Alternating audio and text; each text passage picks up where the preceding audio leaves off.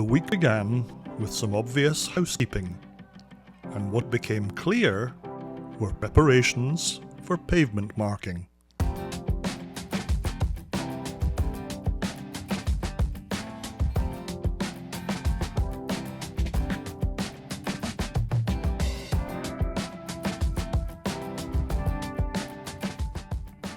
Meanwhile, a team member from Clearwater was ensuring the welfare of the grass. In the basin of the new dock, the curtains were being pulled into position to allow further dredging operations to continue.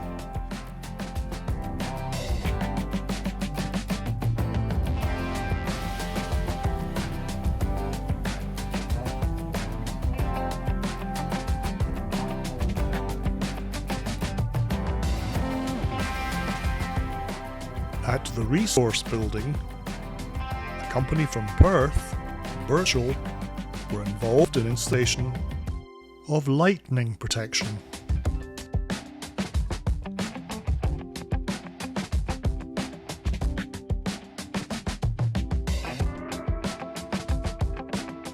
Nearby, the welders were busy, apparently removing the plates that cover the apron for the ramp.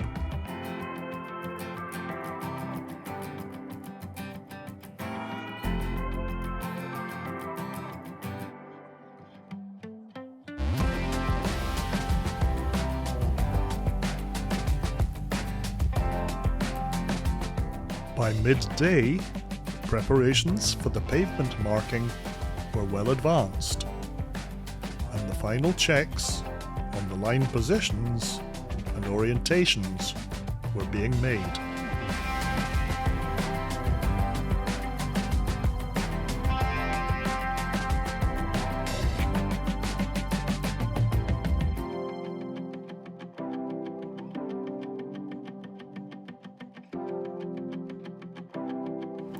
It really wasn't very long at all before the first lines were being laid, very precisely.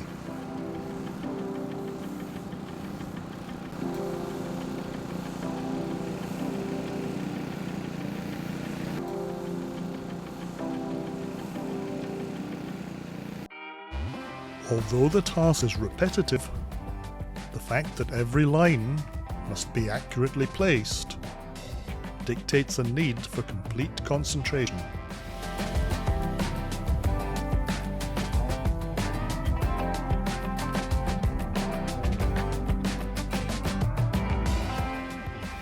Quite remarkably, as the 5 o'clock ferry departed, the day's work was done. The results achieved were on full display next morning.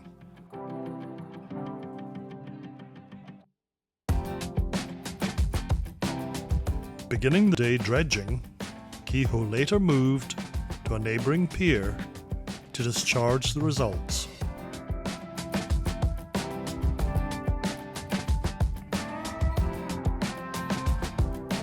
When the time came to return to the basin, they put on quite a show of watermanship.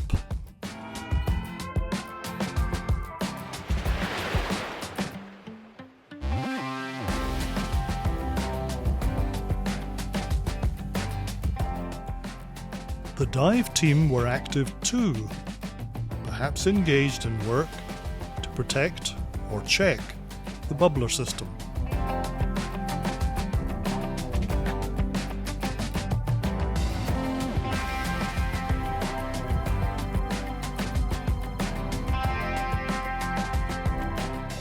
The welders, firmly ashore, were engaged in work to prepare bollards that will protect the holding tank and the base of the information screen. By the end of the day, 3 were in place, and preparation of the others was in hand. Nearby, some ingenuity was on display as an improvised pour was used to grout around the hydraulic building.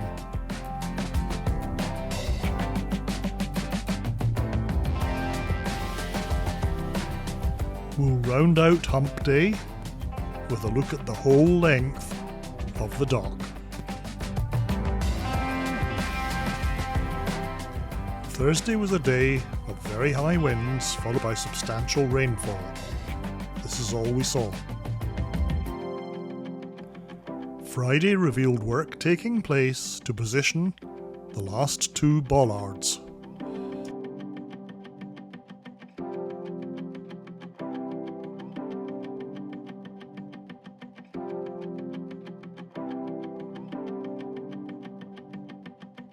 As the Wolf Islander 3 pulled away from Kingston at 9 o'clock, it revealed the Kehoe tug and barge on the north side.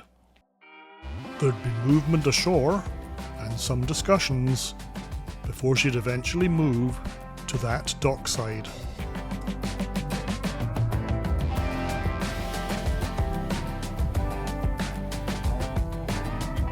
When she did, it was to work on some of the fenders and the tyres attached.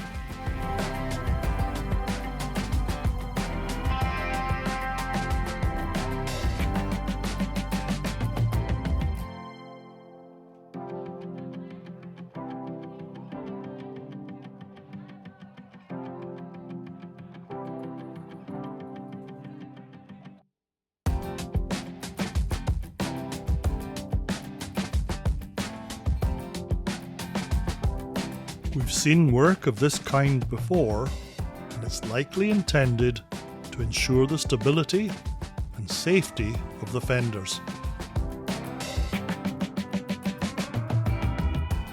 Friday held one other event of note, a visit to the dock by members of the Kingston Fire and Rescue Service.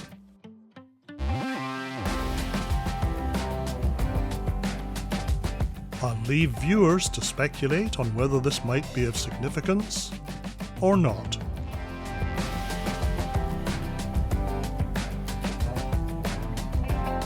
I'll close this update here with a look up the whole length of the dock. Thank you all for watching, and please, if you enjoy these updates, consider subscribing, or at least hit like. I won't be able to cover the dock next week, but I'll catch up when I'm next able to do so.